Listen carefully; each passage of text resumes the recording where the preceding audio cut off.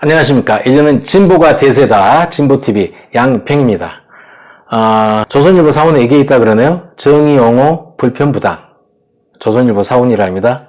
그냥 웃습니다.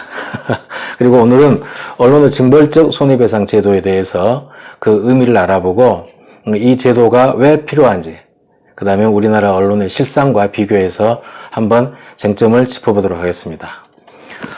우리나라 민법은 손해배상 방법으로 금전배상주의를 원칙으로 하고 있습니다. 즉 손해나 권리침해를 누군가 당했을 때는 그것을 화폐가치로 따져가지고 그 손해배상액을 계산하도록 하고 있습니다. 언론의 징벌적 손해배상 제도란 고의로 왜곡, 허위, 과장 보도를 하여 손해를 입혔을 경우 실제 손해액보다 더 많은 고액의 손해배상을 부과하도록 한다는 제도입니다. 그런데 이 제도가 왜 필요한가? 도대체 우리나라 언론은 지금 얼마나 엉터리이길래 이렇게 뭔가 왜곡 보도, 허위 보도, 과장 보도로 인해서 누군가 피해자가 발생했을 때는 고액의 배상을 물어주도록 해야 되는가? 그 사례 살펴보도록 하겠습니다. 우리가 너무 잘 아는 가슴 아픈 사건이 있습니다. 노무현 전 대통령의 논두렁 시계 사건입니다. 그냥 소설입니다. 소설이 한 줄인데 그게 언론마다 대문짝만하게 보도가 됐습니다. 그 보도로 인해서 결국 노무현 대통령을 죽음으로 몰고 간 내용이었습니다. 아무도 책임지지 않았습니다. 아무도 사과하지 않았습니다. 얼마나 억울한 일입니까? 이 사회가 좋은 사회가 되려면은 이 사회에서 누군가에 의해서 억울한 일을 당한 사람이 없도록 해야 되는 거예요. 그래야 정말 살기 좋은 사회 아니겠습니까? 왜냐하면 누구나 다 그런 억울한 사람이 될 수 있으니까. 두 번째 사례입니다. 조국 가족에 대한 어마어마한 언론 보도, 110만 건이 넘었죠. 조국 가족이 무슨 엄청난 흉악 범죄를 저질렀습니까? 아니면 사회 중대 범죄를 저질렀습니까? 단군 이래 최대 언론 보도량을 기록했습니다. 10년 전 자식들의 자기소개서 인턴 증명까지 다 뒤졌습니다. 언론 보도가 거의 화산 폭발하듯이 코미디 같은 상황이 벌어진 겁니다, 우리나라에서. 그런데 그 코미디 같은 상황이 벌어졌는데 그냥 넘어갑니다. 아무도 책임지지 않고. 한 가족은 너덜너덜하게 됐는데 그렇습니다. 세 번째, 지금 윤미향 의원에 대한 사건도 그렇습니다. 마녀사냥은요, 중세에 일어났죠, 중세. 대한민국에서 21세기에 백주 대낮에 우리나라 언론사들에 의해서 마녀사냥이 행해지고 있습니다. 별로 중요하지도 않고 보도할 가치도 없는데 의혹을 가지고 현미경을 들이대고 먼지 하나까지, 머리카락 하나까지 찾아내서 보도합니다. 이게 죽자 살자식으로 보도합니다. 이게 그만한 가치가 있는 보도입니까? 그럼 다른 반대의 경우를 생각해 보겠습니다.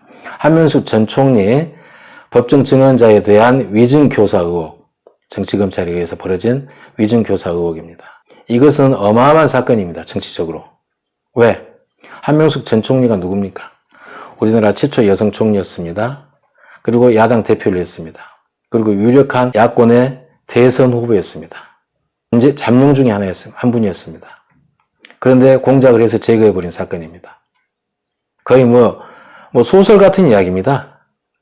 그런데 어떻습니까? 언론 조용합니다. 다들 꿀먹은 벙어리입니다. 그 다음에 두 번째, 채널A 기자와 현직 검사장의 권한유착 의혹. 이것도 결국 유시민 이사장을 작업해서 제거해버리려고 하는 사건인데 미수에 그쳤습니다. 이런 것은 영화 시나리오에 있을 만한 일인데 우리나라에서 버젓이 행해졌습니다.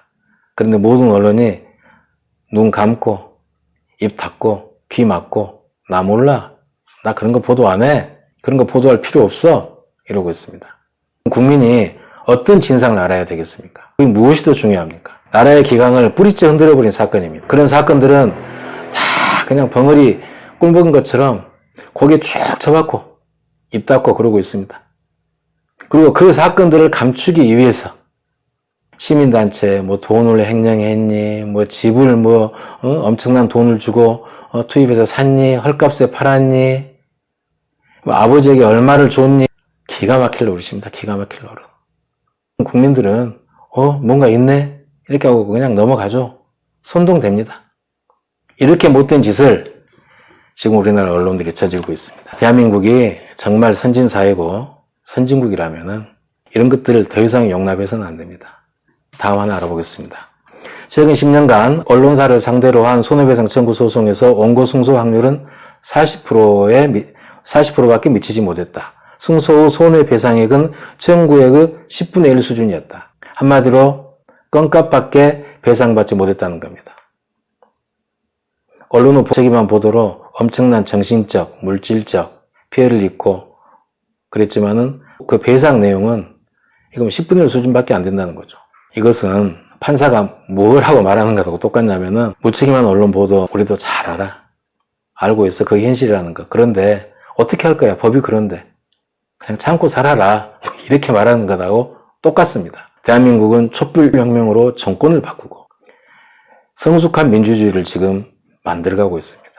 그런데 미개한 현상이, 야만적인 현상이 우리나라에서 일어나고 있습니다. 시시때때로 일어납니다. 어떤 목적에 의해서. 이걸 방치하면 안 됩니다. 언론도 그 사회적, 국가적으로 미치는 영향력에 비해서 책임이 너무 없거든요. 책임도 거기에 어울리게 지워야 된다는 겁니다. 그래야 건강한 언론이 우리 사회를 더 건강하게 만들지 않겠습니까? 열린우리당 최강욱 대표가 지난 17일 날 KBS 저널리즘 토크쇼 제2에 나와서 이렇게 말했습니다.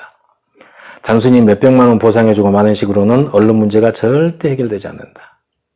언론사가 망하는 수준의 배상액을 물어야 언론의 팩트체크 시스템이 구축될 수 있다.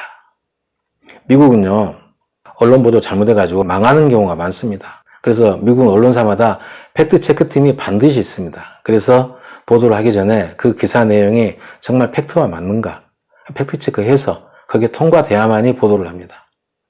우리나라도 이제 주먹구구식, 아니면 말구식으로 이런 보도 더 이상 용납하면 안 되죠. 그리고 언론은 독점 구조를 가지고 있습니다. 조중동에 의해서. 조선중앙동아가 독점 구조, 과정 구조를 이루고 있죠. 이 세 언론이 딱 입을 맞추면은 여론이 그쪽으로 딱 형성됩니다. 그런데 책임은 하나도 지지 않습니다. 그리고 이 세 언론은 세 집안이 소유하고 있습니다. 이제 세 언론과 세 집안도 사회의 영향력만큼 그 책임도 이제 질 수 있도록 제도를 정비해야 됩니다. 정말 급합니다. 저는 마지막으로 최민희 의원이 책에서 언급한 내용을 말씀드리겠습니다. 언론이 바뀌면 나라가 바꿔진다. 오늘 끝까지 들어주셔서 고맙습니다.